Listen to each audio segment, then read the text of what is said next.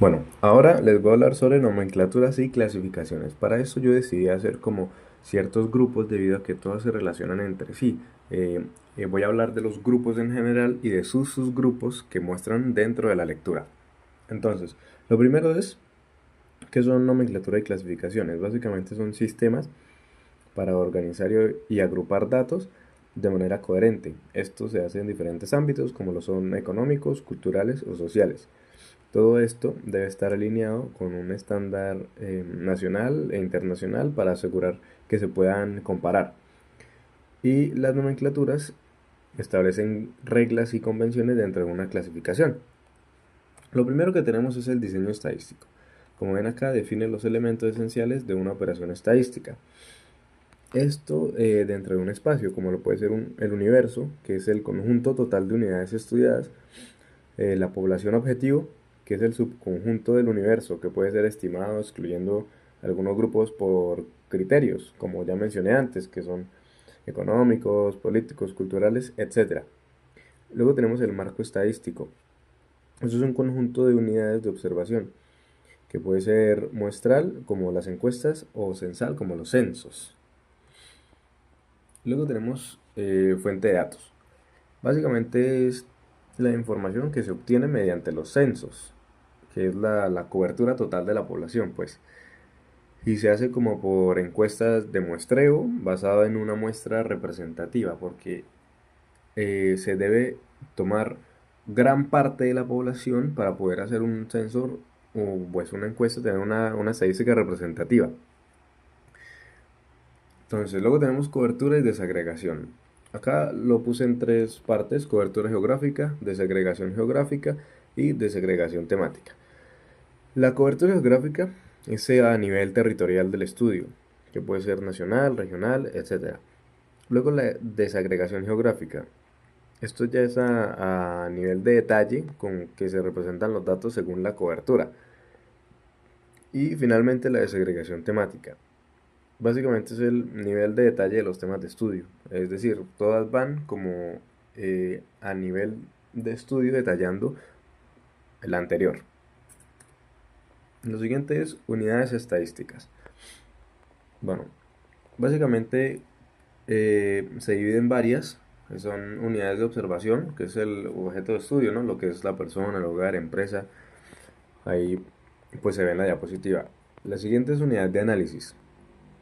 Es una entidad sobre la que se representan los resultados.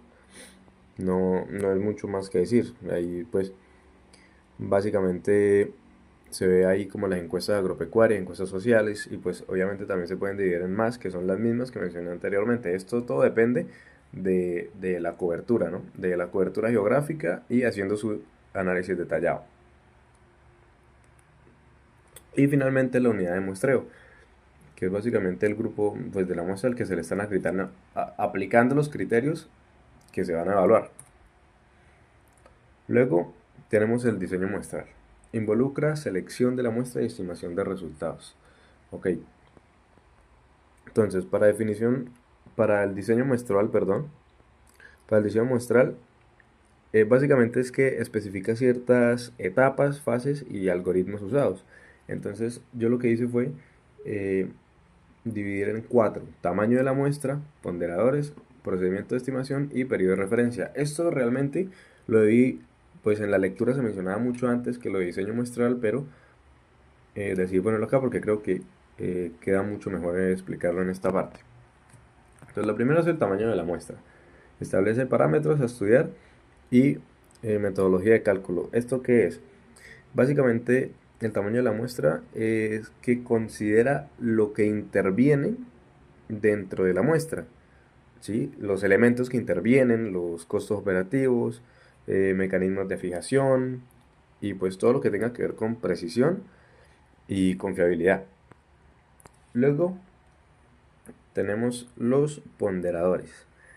Definen criterios para ponderadores y factores de expansión. Bueno, eh, pues sí, básicamente documentan como tal el tratamiento informático aplicando como los cálculos y los ajustes dentro de la muestra para tener como un promedio, un ponderado de lo que es la muestra y tener algo más preciso.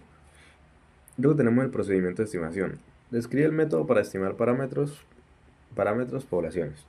Bueno, em, básicamente esto es a parámetros poblacionales, ¿no? Perdón. Básicamente el proceso de estimación es como presentar las fórmulas con la cual se justifica la metodología. Es como el cálculo de los factores de estimación. En este caso, pues son como factores de expansión y ajustes a la no respuesta de ciertas variables. Es como, por ejemplo, el tener ciertos datos de la muestra que no den todos lineales o no lineal, pero todos dentro de un mismo parámetro, entonces se tenga que hacer un procedimiento extra de estimación. Finalmente tenemos el periodo de referencia. Eh, el periodo de referencia es básicamente pues, fecha o periodo al que pertenece la información. Esto dije que prefería ponerlo acá. Realmente no es mucho que explicar, se entiende muy bien, pero va más dentro de esto porque al analizar lo que es el tamaño de la muestra, y sí, lo que es analizar el tamaño de la muestra, se necesita cierto periodo de qué tan largo se hizo la investigación, como por ejemplo los censos que necesitan averiguar como la cantidad de personas, etcétera, etcétera, pues en cuánto se hace al día, cuántas personas encuentran al mes, y esto pues ayuda mucho a, a buscar el ponderado. Lo siguiente es el diseño de la ejecución. Explica cómo se llevará a cabo la recolección de datos según la metodología establecida. Ok, bueno, acá dice exactamente lo mismo. Dividen estos porque todos se adecúan al diseño de la ejecución. Lo primero es que el diseño de la ejecución básicamente es como el cómo se hace para llevar la operación. Entonces, primero puse el diseño de sistemas. Diseño de sistemas es básicamente como la infraestructura, la tecnología para recolección y procesamiento de datos.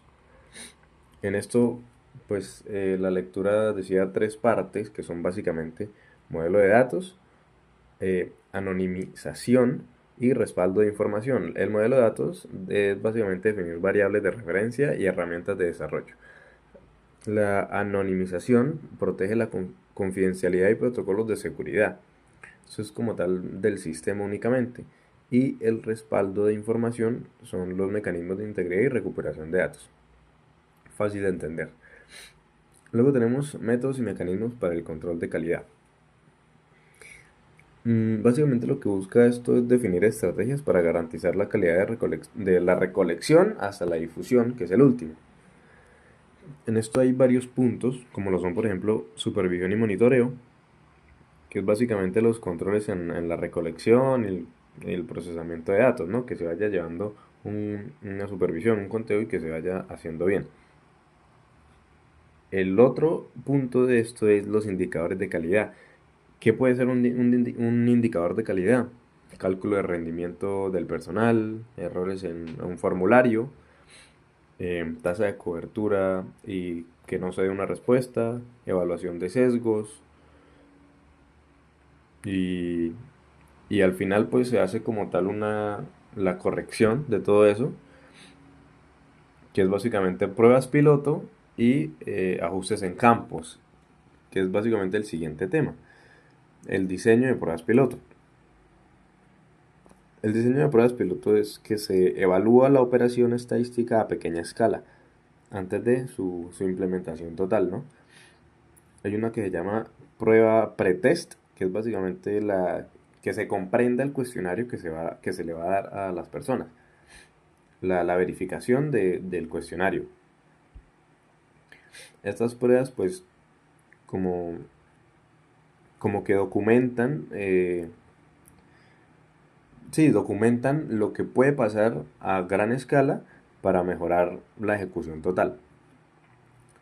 Luego tenemos el diseño del análisis de resultados. Básicamente es como la interpretación de los datos recopilados. Sí, eso no es muy difícil de entender. Entonces, este se divide en tres. En primero es el análisis estadístico. Y este mismo se divide en otros tres, que son descriptivo, inferencial y la tendencia central. Entonces, el descriptivo, los datos generales de la población. Esto sí no tiene mucho más trasfondo. Son los datos generales de la población. Luego el inferencial. Ya es básicamente lo que podríamos sacar, las conclusiones basadas en la muestra.